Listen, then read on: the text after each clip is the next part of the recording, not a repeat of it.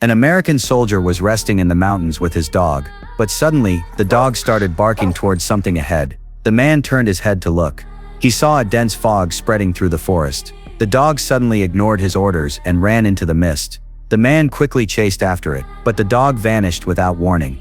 It felt like something terrifying was lurking in the fog. The man slowly turned his head and saw that something had happened to the dog.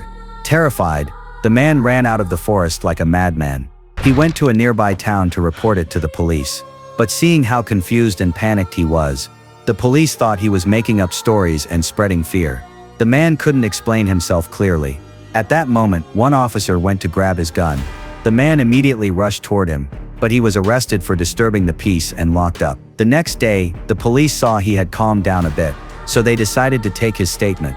But the man only remembered his name. He couldn't recall anything else. The police thought he was pretending, so they kept him locked in the cell. Meanwhile, the sheriff was preparing to handle another case.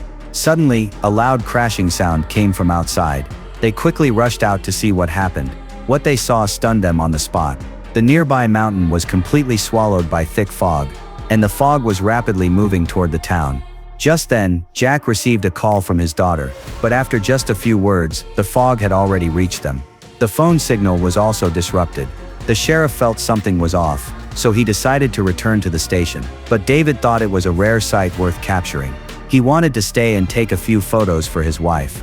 Caught up in taking pictures, he didn't realize danger was getting closer. Suddenly, he felt something bite him. He looked at the fog around him, but didn't pay much attention. But soon, more and more bugs started attacking him. Hearing his screams, the sheriff rushed over to check, but found David already collapsed on the ground. The people in the station still had no idea what had happened. They had just opened the door, when David suddenly burst in and started attacking.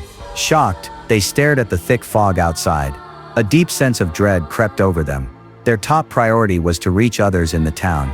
But none of the phones had any signal. Their only option now was to get to the town's only supermarket. There was enough food stored there, but unfortunately, they didn't know. The supermarket was also facing a massive crisis.